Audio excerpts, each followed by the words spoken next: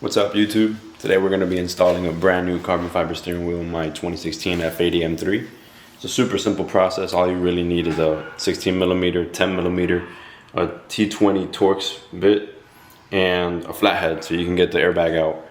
The 10mm is going to be used to remove the battery, which we're going to do now.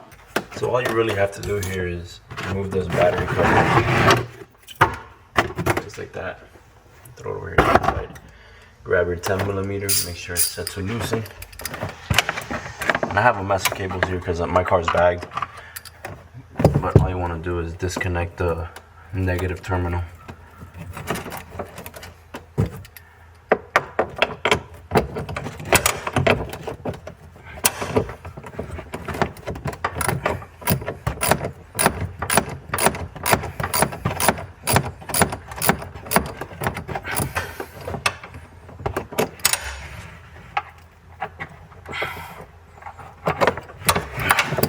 Put a rag, make sure there's no contact there.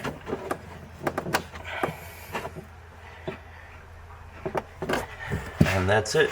The reason you're doing that is because just in case your trunk closes, there's no manual release for the trunk unless you grab it from the inside on the emergency latch.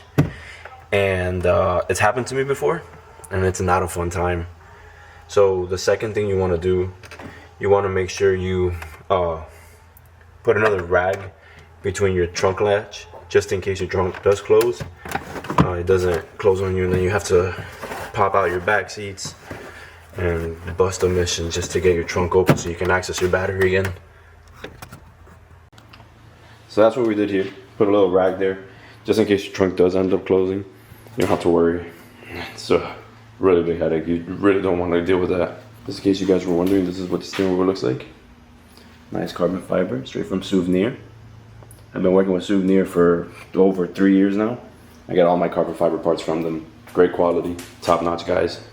Now over on the inside of the car, what you want to do is remove the airbag first. That's what you're going to use your flathead for. There's 2 holes down here. You got to stick your flathead in there, and it's going to pop 2 springs, and that's going to make the airbag come out.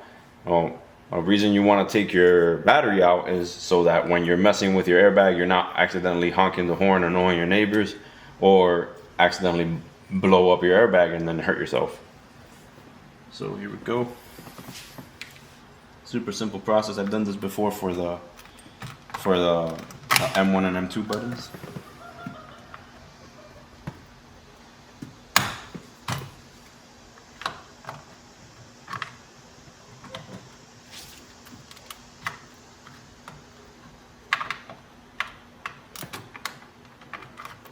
Get one side out.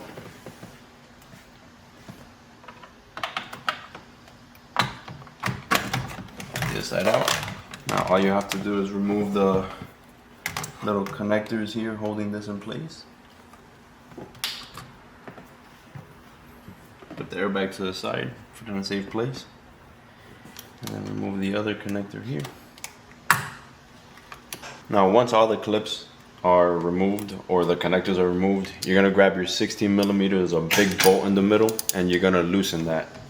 It might be a little hard the first time. You might need to hold the steering wheel with your knees. Typically this is easier with 2 people because somebody can hold the steering wheel while the other person loosens the nut, but in this case I'm only one person, so I'm gonna use my knees.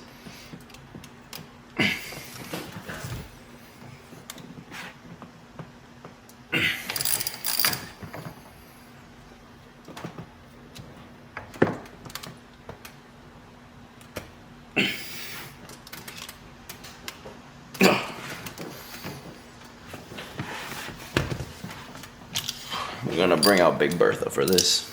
So sometimes when you're working with cars, you need a little bit more persuasion to get stuff done. So we brought out the big boy.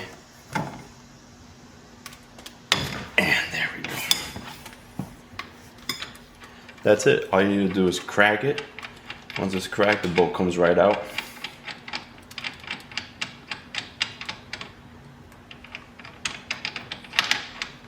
And you're good to go. The steering wheel should now come loose. And we're ready to move the stuff over to the new steering wheel. So you guys have an idea of the difference. This is the OEM one. It's full leather. It was already cracking towards the top. That's why I decided to pull the trigger and purchase this one from Suvneer. It's carbon fiber, and I opted for the Alcantara. I did grab this on AliExpress, the trim piece. So the fitment is not that great, especially around here where the silver trim is. But honestly, it's not even that noticeable. I'm gonna show you guys right there. So yeah, all we have to do is transfer over all the controls from the factory wheel to the new wheel, and the back plating of the factory wheel to the new wheel. I do have a manual car, so mine in the back does not have the inserts for the paddle shifters because I have a man's car. Just wanted to show that little difference there. So some of you might have the paddle shifters, you're gonna have the open inserts in the back.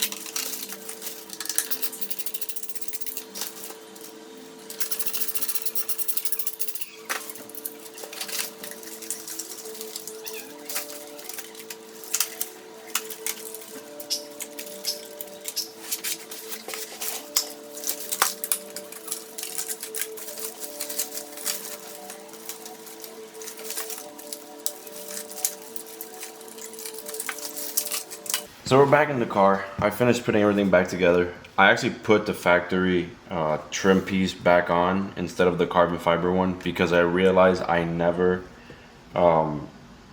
attached the little retaining clips that go on the interior trim to the actual carbon trim. So I'm just gonna change that another day. I don't feel like doing that right now.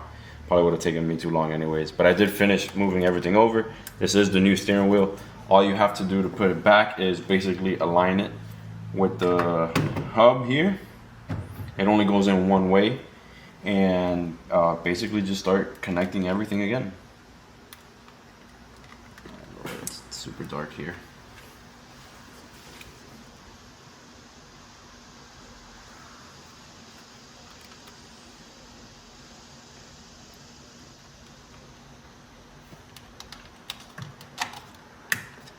One there, one down here. Just want to make sure they click into place. And then we got our big Bertha here before you clip in the airbag.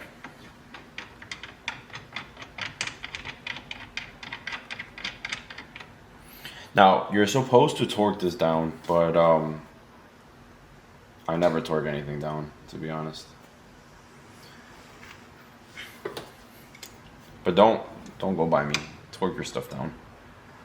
Give it some more.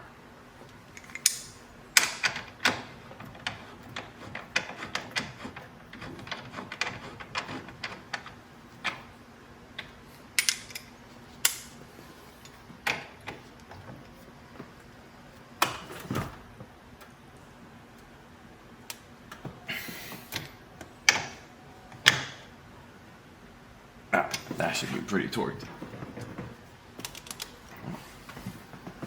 And then the final piece is the airbag. You want to clip that in. sure it's fully in there, and then just put a little in here. The clips clip in, and you're done. And this is what the final product looks like.